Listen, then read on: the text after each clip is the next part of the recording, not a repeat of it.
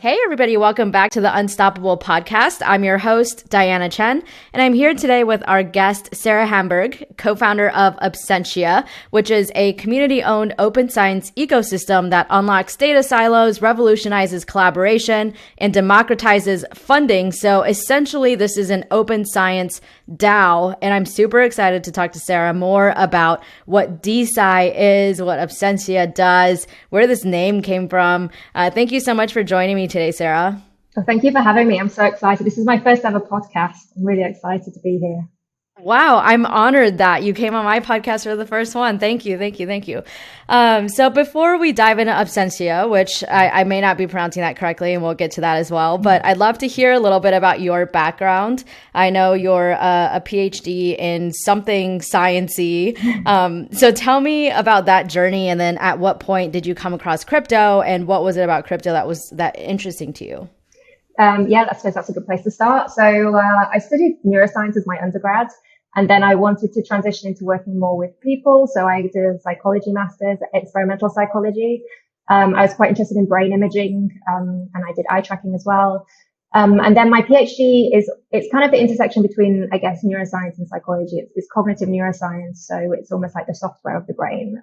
But you do a lot of all kinds of neuroscience still in any kind of neuroscience PhD. So I was looking at brain imaging. I was doing EEG studies, which is where you put electrodes on people's heads.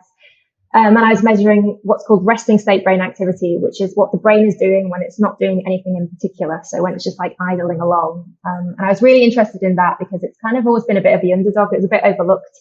And I'm always interested in those things a bit more. And I was looking at it in people with Down syndrome, so people with intellectual disability, and looking at relationships between that and cognitive ability.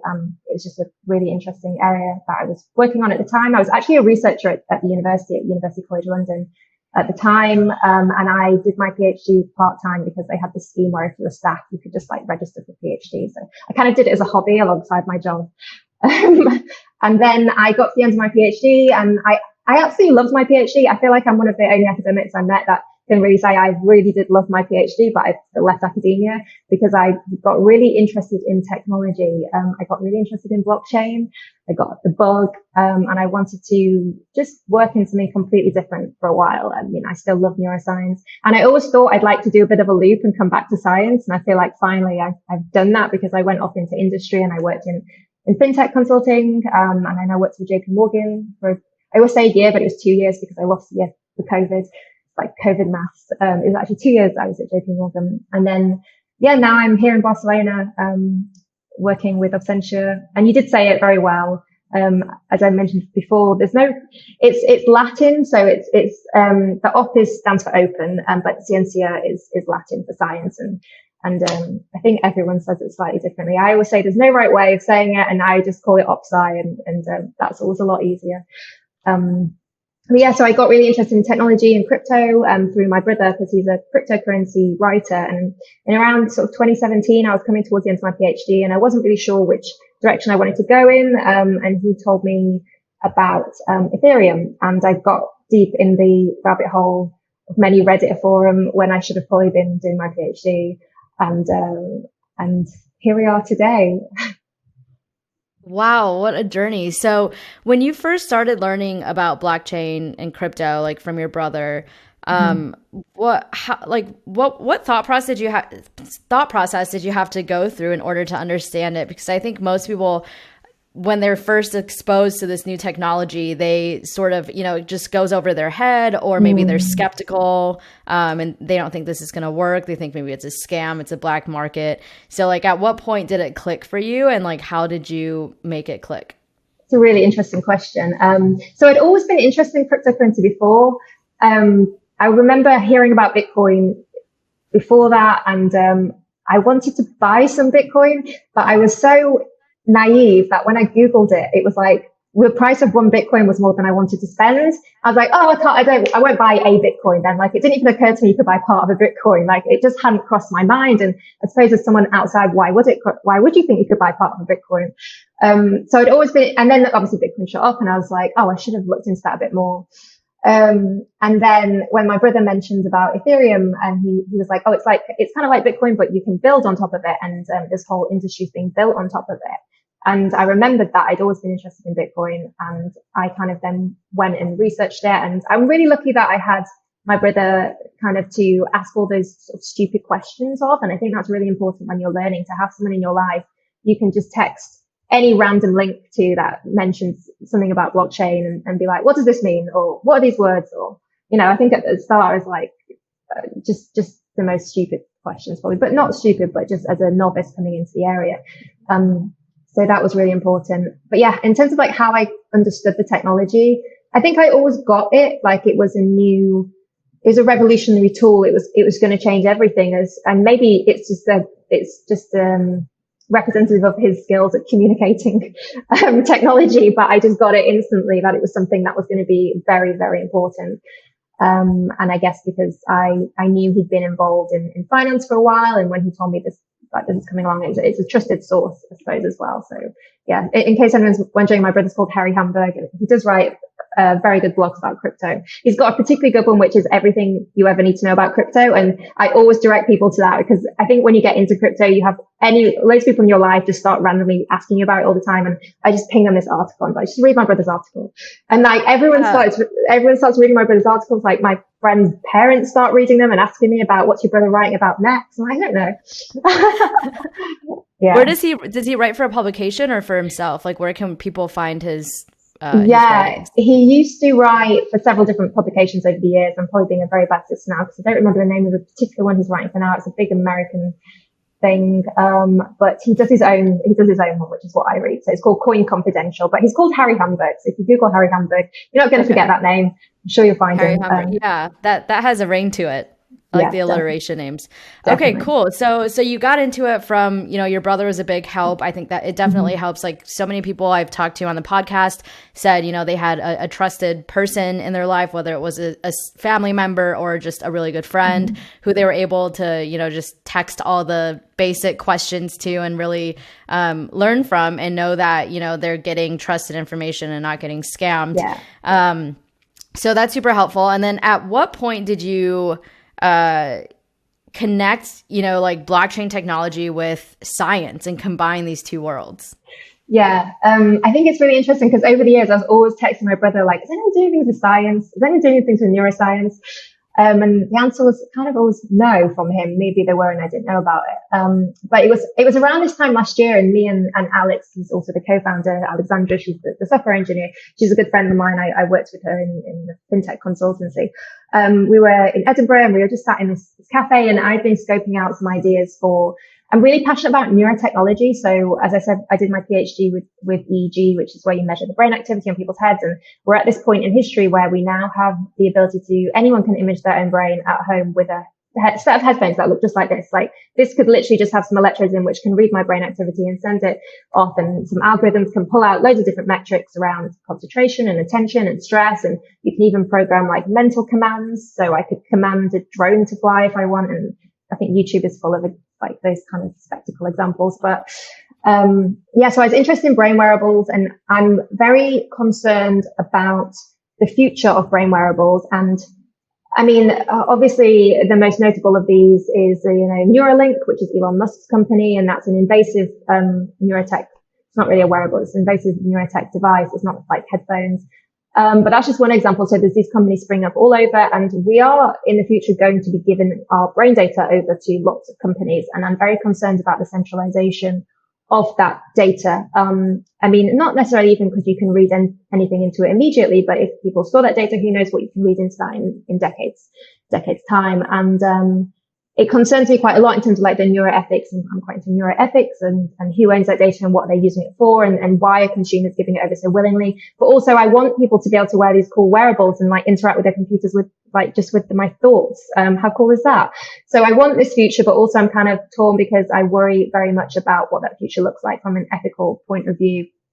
And I was sat with Alex in a cafe in Edinburgh, and we were talking about how there should be this back end BCIs. And how you could maybe use crypto, you could use Web3 to store the data securely and permission the data in certain ways. And we started sketching it out, like how you could have a backend for BCIs essentially. And so that kind of became this thing that we were interested in. We used to talk about it a lot. And then it wasn't until earlier this year in 2021 now, 2021. It wasn't until earlier this spring that I wanted to try and see if there was anyone else out there who's doing something similar. I'd always Googled it, but not really found anything. And then I posted on, I was a member of Neurotech X, who are a really good community of sort of like neurohackers, just neurotech enthusiasts. And I posted on there if anyone was working with blockchain and neurotech. And Shadi, who's the founder of Opscientia, he answered the call. He said, "Oh, hey, I'm working on that. We should connect." So we connected and we had several calls, and we really just shared a vision of what we want to do. I think we're quite complementary. So he's coming at it from very much an academic point of view. So around the same time, he was finishing his PhD, and with COVID coming along, there was problems with, sharing of these big data sets. Labs were kind of shutting down and students were going home, but they just couldn't access their data. And so he'd seen firsthand the poor infrastructure that we have for science, and the impact it's having on science on the ground.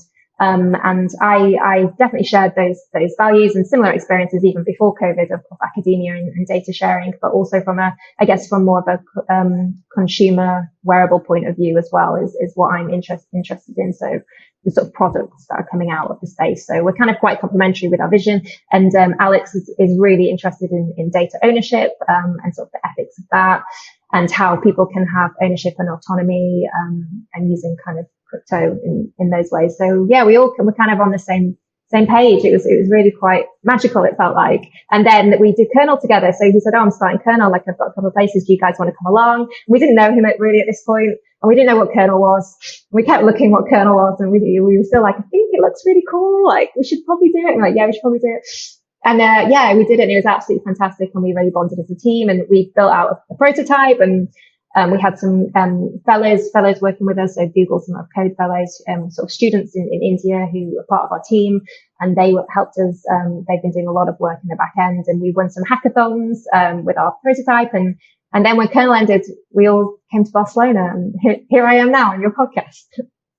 Wow, what a story. Very serendipitous, as many things are in the crypto world. A lot of that science and tech overlap reminds me of Black Mirror a lot. Like, it gets me really excited, like you were saying, you're really bullish on it, but also kind of scared at the same time.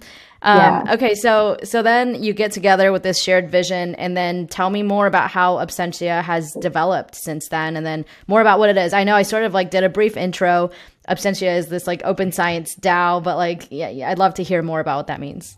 So I guess we kind of, we were all on the same page about what we wanted to do in terms of the problems in science that we wanted to try and address. So I think it's probably easy if I just kind of go over those a bit first and talk about where we come in. So science it's not been modernized, it has many problems in it, and I don't want to start ranting about science, but there's the replication crisis is quite familiar to many people of the fact lots of studies don't replicate, and part of the problem which contributes to that is we have a lot of science which goes unpublished, so people aren't incentivized. The incentive structures are all wrong, essentially. So you're not really incentivized to publish negative results. You're not incentivized to replicate other people's studies, because why would you? You want to kind of go off and do your own exciting thing. You don't want to spend weeks replicating someone else's study. If you get a negative result, you don't want to spend weeks writing that up. It's just not that exciting. And that tends to lead to bad science, because there's no incentives to spend your very valuable time as a scientist. You're always very stretched on publishing those types of research. And we also have this sort of publish or perish culture in science. So if you're not publishing in high impact journals, if you really can't, your career can kind of end. You're not going to keep winning your grants to carry on with your research, which is exacerbated by the fact people don't really have permanent positions in science. It's all temporary contracts. You have to keep winning your job, essentially, and proving that you are a valuable, making valuable contributions. And one of the ways of doing that is through sort of, big bang publishing. And that does lead to some bad problems in science in terms of maybe not going for the subjects or the replication, etc., and that people should be spending time on. There's also a lot of unpaid work in science. So you spend a lot of your time on peer reviewing other people's papers, and it's all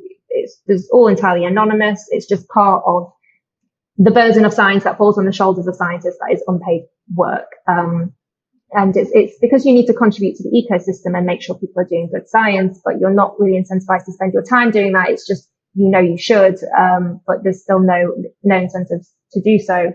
unpaid work in terms of training, and so there's a lot of poor incentive structures which lead to poor practice in science. So because of the publish or perish mentality, you don't have data sharing, open data sharing as you should do, which is a problem as well. So there's more of an adversarial working culture rather than a collaborative working culture. And I think people outside of science are quite surprised by that. But I think anyone who's worked in science would maybe understand that it comes from this pressure to publish, essentially. The funding models for science are another issue. It's not very transparent, why some people get funded. It's not very democratic. The profits from science don't actually flow back to scientists. So, COVID vaccines are making millions for pharmaceutical companies, but are those people who spent years doing that basic bench research? What will they see of it? But just not what will they see. It's just science is almost like a welfare model of public institutions, and charities have spent billions over the years on things like vaccine research, and that there's a broken link that is not going to flow back into basic research. And what could we achieve as what could humanity achieve if it did flow back? What could we be doing, and what could we be discovering? So I think that's really interesting. And also as well, like, I think there's a lot of bottlenecks in science. So you get a lot of people leaving, like kind of, I left science because of a lot of the negative aspects of it. But science isn't all bad. I feel like I've just ranted about how bad science is. But this is bringing me to what we're doing with Opscientia. So we want to unlock the data silos, as you said. So that means, instead of people working in silos with their data and maybe, keeping it very close, maybe not sharing it, not necessarily because they don't want to, but it's very hard with the infrastructure that we have. We don't have infrastructure to easily share huge data sets, and we're getting bigger and bigger data sets all the time in science. I've been doing user research with scientists for weeks now, speaking to scientists every day, and they all have similar problems of this very poor infrastructure.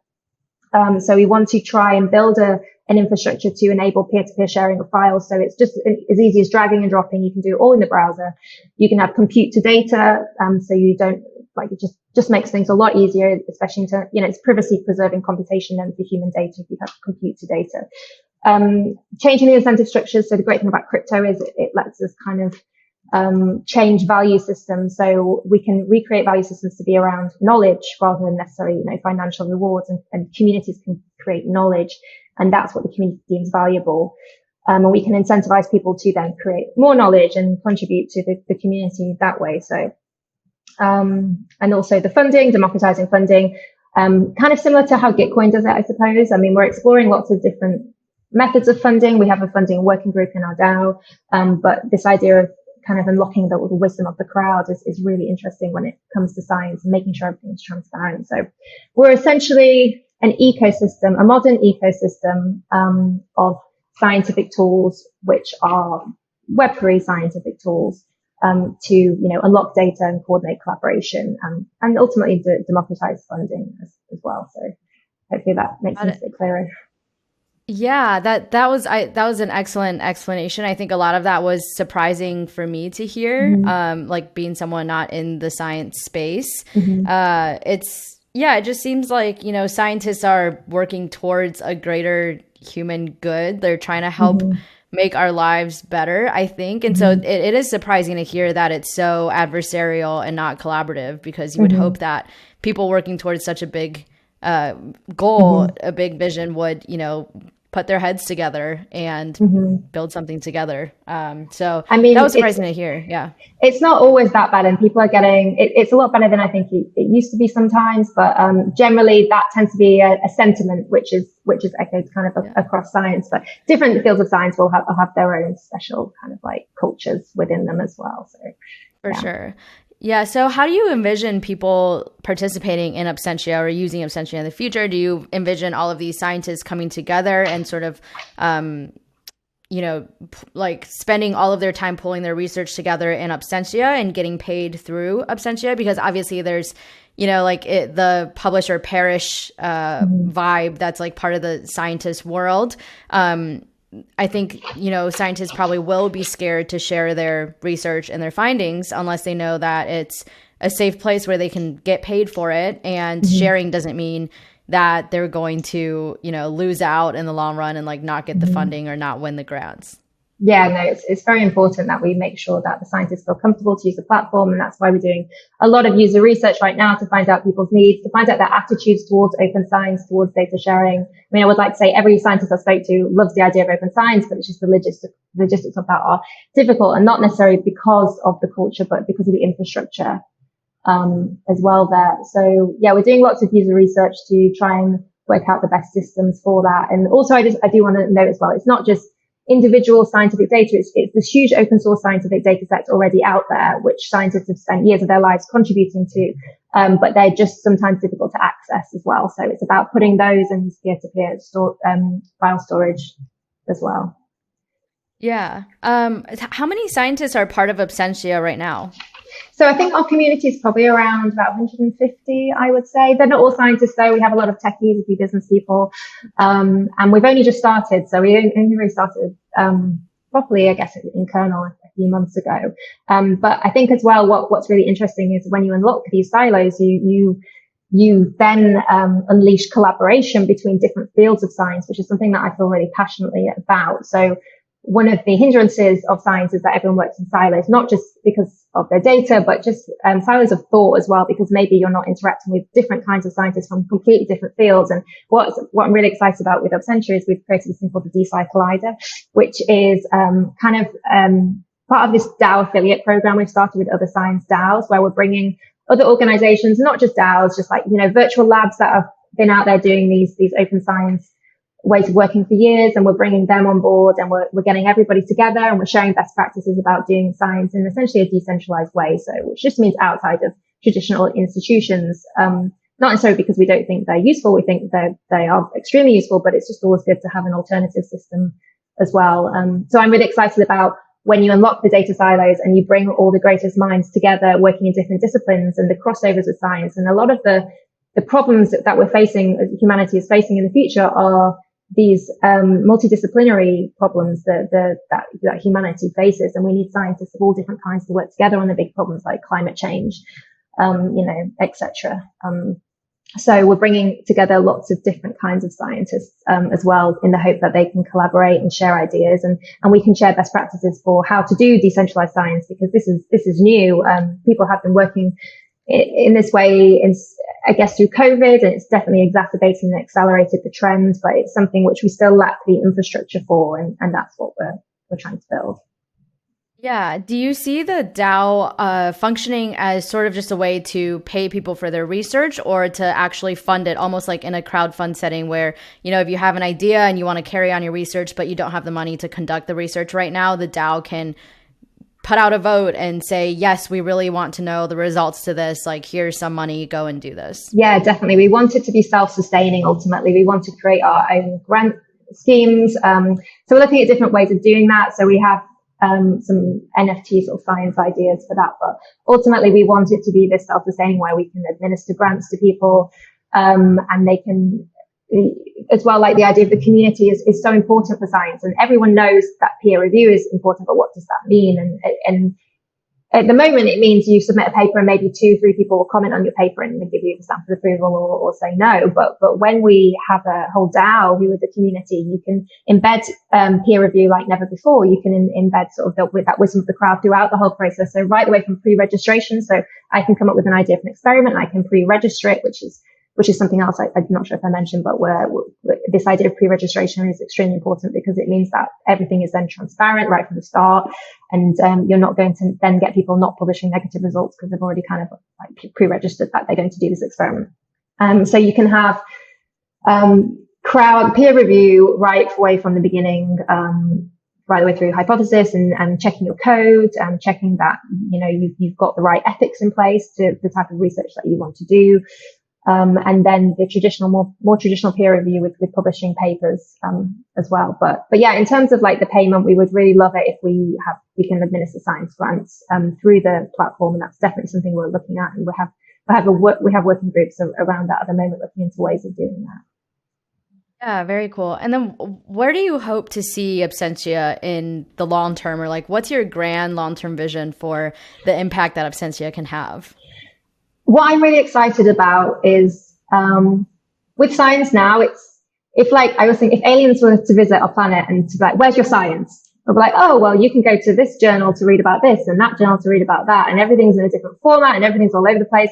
I'm really excited about just having like a linked list of science, and it's all ordered, and it's essentially machine readable. Like what I want is machine, and this is not just what I want, what Opscientia wants is machine readable science, in terms of the data, in terms of the findings, so that we can have science ready for AI to come along. And by AI, I don't mean, like artificial general intelligence in decades time. I just mean kind of like algorithms that optimize search processes, that optimize analysis, that optimize creating papers, and almost you can have a self-sustaining, I guess like we call them like knowledge generation factories. So semi-automated self-sustaining knowledge generation factories that are creating this knowledge by running on smart contracts, with semi-automation built in.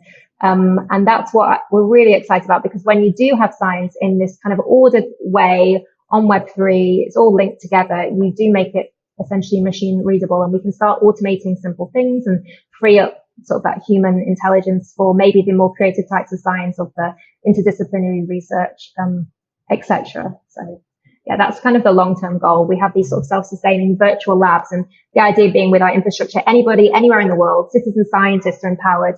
Anyone can be a citizen scientist. Like you don't have to have a PhD, like as long as you can do good research, because the community will determine that.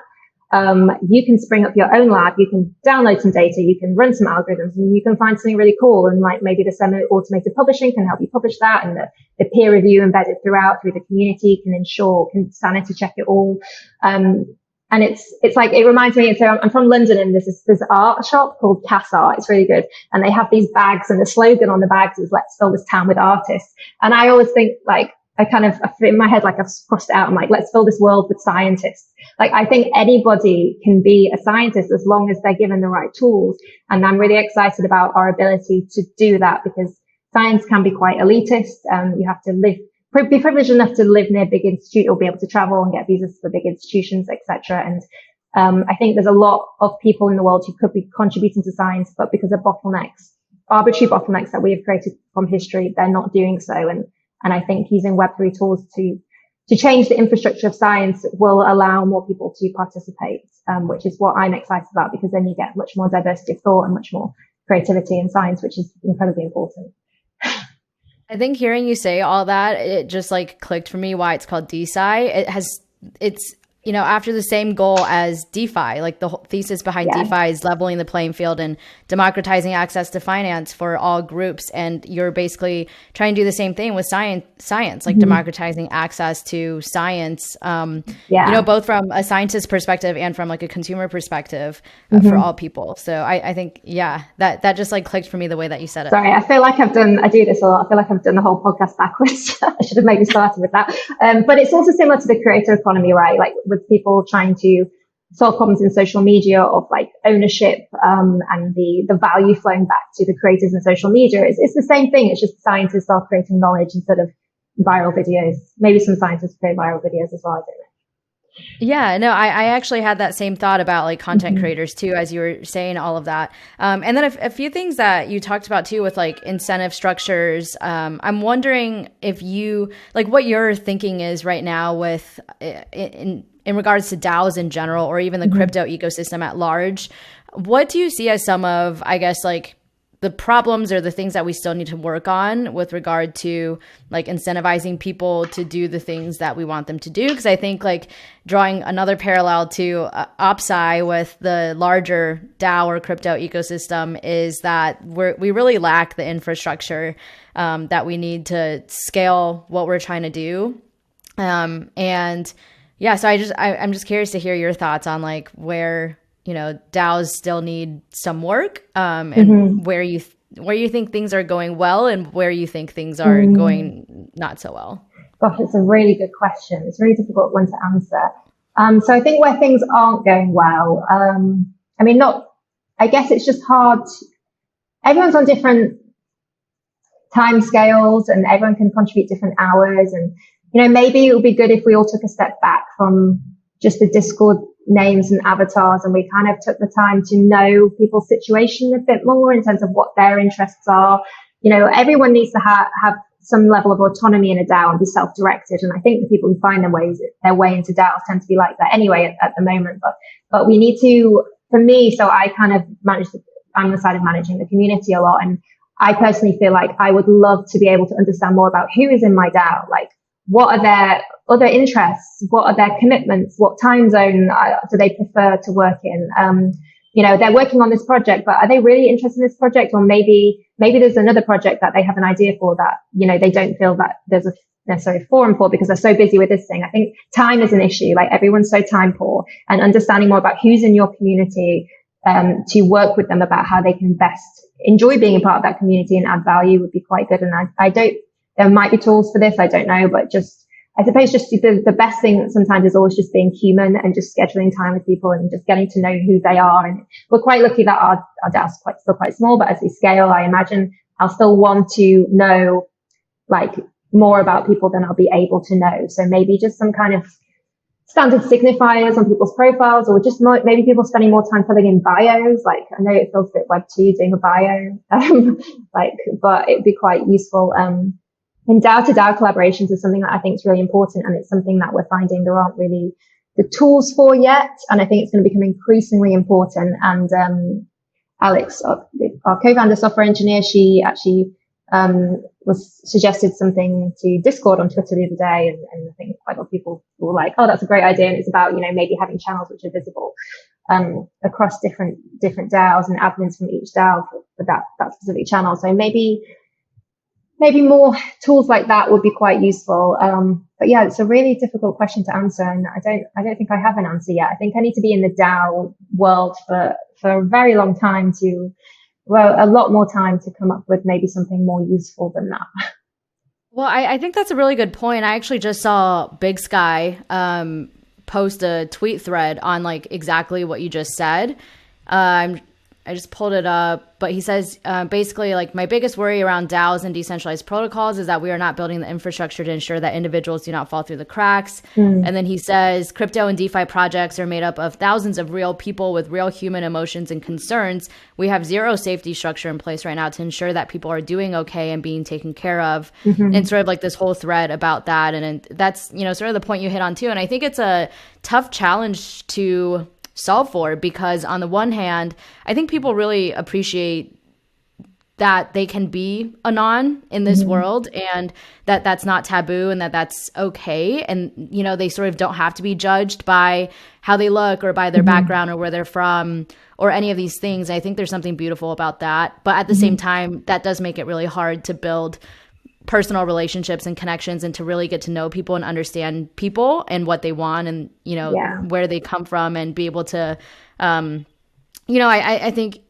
like in our normal human interactions too, like with people that we don't get along with so well, maybe if we take the time to understand their background and where the context of like why they're doing or saying the things that they are helps us to sympathize a lot more. And so we're sort of missing that in DAOs and in crypto, in the crypto space in general right now. So I don't really know what the solution to that is. Yeah, I think we are maybe too quick to jump to tech solutions because we all love tech, but sometimes actually just pinging people and having a chat with them and getting to know what their favorite song is, or just something about that, and that builds cohesion among teams when you know personal details about each other. Which actually brings me to another point I was thinking about how organizational psychology is a huge field, and I don't really know if organizational psychology courses and know that DAOs exist yet, and we should get more people who study organizational psychology to actually start specializing in DAOs, because we're not going to have all the answers yet, and we're not going to have all the answers for a while. But just looking at different structures, different ways of communication, different ways of working in different fields would be really useful from an academic point of view. And I think that would just be really useful, and we should have that embedded in psychology. Which brings me to another point which I wanted to make about I think in terms of the space, like what it needs now more than anything is education from the wider community about Web3. And I know everyone talks about this all the time and everyone agrees it's needed, but in terms of like how I think we should be approaching this is we should be all banging on the doors of universities and saying like, why don't you have a tokenomics module in your economics classes? Why don't you have a module on minting NFTs on your art degrees? Like, why aren't business studies courses doing modules in DAOs, and psychology courses doing modules when we talk about group behavior, about online community behavior, like I think academia is maybe a bit slow to catch up with what's been happening on the ground here, and we almost need them now to be like, look, can you guys like study this, and can you tell these young 18-year-old students that this thing exists, so we can all start being more on board with what it all means, and progressing and learning maybe in those ways, as well as through the usual channels that we all learn through, like Reddit and Twitter and white papers and things. Yeah, for sure. I almost think it would be really cool to, I mean, because that's like the area that I focus like my work in, is just like crypto education to the masses. And, you know, that is like my goal, to reach everybody with Web3 and onboard them on a Web3. And I almost think it would be cool to have like a creator DAO of sorts, where you just reach out to people in all different fields. It can even be like, you know, PhD students or even university students who are studying psychology, that are studying economics, studying, you know, organizational studies, or all of these different things, and give them an opportunity to, you know, do some research and do some work outside of their classwork, which doesn't include any of this stuff yet, and be able to contribute their learnings and, you know, sort of apply the things that they're learning in school to something that's a lot more practical and exciting. Yeah, definitely. I think it's needed. And especially when you think about like art degrees and things like that, they should be teaching them about how to mint and everything like that. Definitely. Yeah, for sure. I love all those thoughts. I'm curious too, like, are there any other rabbit holes that you've been going down recently in crypto outside of science? Oh gosh, I feel like I've been living down a rabbit hole since like 2017, but in a rabbit warren. I feel like I live underground in a rabbit warren these days. You're so deep down the tunnel, you like can't even get back out. Oh, no, I think the NFT space has just been fascinating this year. I think we've all felt it. Just really interesting stuff coming out all the time. I feel like I can't keep up with what's going on. And yeah, the NFT side of it in terms of the artworks, and I'm so inspired by this idea and motivated by this idea of creating funding for artists. You know, we almost have a welfare model of art, where we like artists beg for money for grants, yet they generate enormous profits when you think about what they do for, you know, even opening a gallery and it gentrifies the area, all the property prices go up, and the value they create for culture and tourism, and the value they create, just not just monetary value, but through quality of life. And we have this current welfare model for arts where people have to beg for funding. And I'm so excited that artists can get paid for their work now. And it's not perfect, it's new, but I'm really excited that people are building on this and iterating on it and making it constantly more exciting and better. And yeah, I just love all the NFT art that's been coming out. I find it fascinating. Yeah.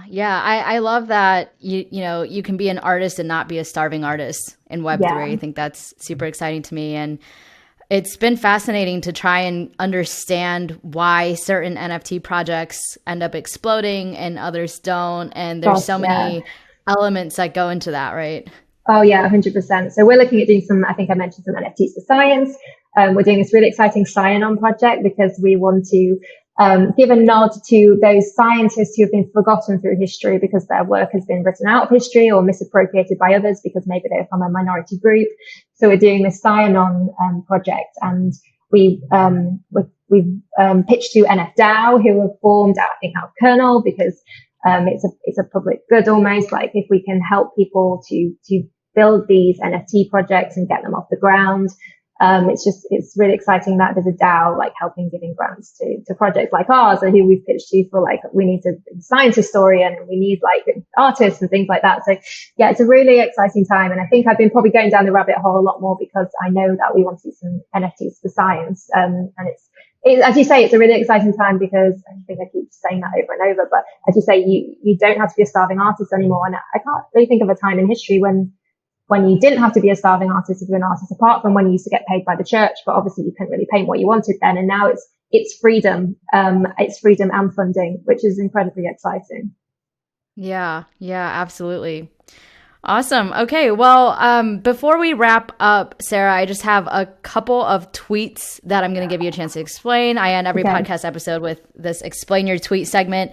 So I've got two for you here. The first one is from September 24th, 2021. You said tools in the hands of excluded groups drives innovation. With the 77 NY blackout, kids looted DJ equipment and hip hop was born. 80s Dundee was full of computers from a factory there. Kids learned to build games and GTA was born. What happens when more people have science tools? So I know we've sort of talked about this a little bit, but I'm curious. I don't know if people understand those references that you said there. So I'd love a little history lesson here. Yeah. So I stole this post from one of my friends on Instagram, but then I changed it to DSci. I did DSci on it, just full disclosure. So there's this idea that in history, if you look at the 77 blackout was in New York, and what happened was young people who couldn't afford I guess DJ equipment, things like microphones and turntables, they've been excluded from that. They looted them instead. And it's touted as like the birth of hip hop, because then suddenly all these young people who weren't at all lacking in creativity, they were just lacking in tools, suddenly had tools. And they created a whole new genre of music, which has inspired God knows how many other genres of music. And whether or not you're a hip hop fan, gotta sound like a grandma, whether you're a hip hop fan or not, it doesn't matter, because it's culture at the end of the day. And it wouldn't have happened. It might have happened, but more slowly, etc. And the Dundee reference was drawing a parallel to that, because Dundee in the 80s is a very poor area. A lot of people were on dole welfare benefits, and there was a computer factory there, and not all the computers made it out the factory onto the market. Some of them just made it into the community, and the town was said to be awash with this specific kind of computer console, and so kids grew up with these computer consoles, and they learned to code their own games, and that's how there was these a very poor area of the UK, but kids were building their own computer games, and that's how the Grand Theft Auto that eventually birthed the whole Grand Theft Auto enterprise, and lots of other, Lemmings as well. And Lemmings I prefer to Grand Theft Auto, to be honest. I'm showing my age now, but Lemmings was great. I believe that also came out of Dundee. So it's just this idea that we live in a world where we think the people who create things are the only people who can create things, and until everyone has tools, we never know what's possible. And I'm so excited by having a world where anybody can do science, because you don't need a PhD. You just need a community around you to teach you and that you can learn from. And I hate the elitism. I absolutely hate the elitism that comes along with science. And there's good reason you study for so many years, but I don't think there's any need to study for so many years in sort of these old-fashioned institutions, when a lot of science is actually now, a lot of good science and modern science is collaborative and online. And I think we can generate, I'm just so excited what we could generate if everybody who wants to be a scientist can be a scientist.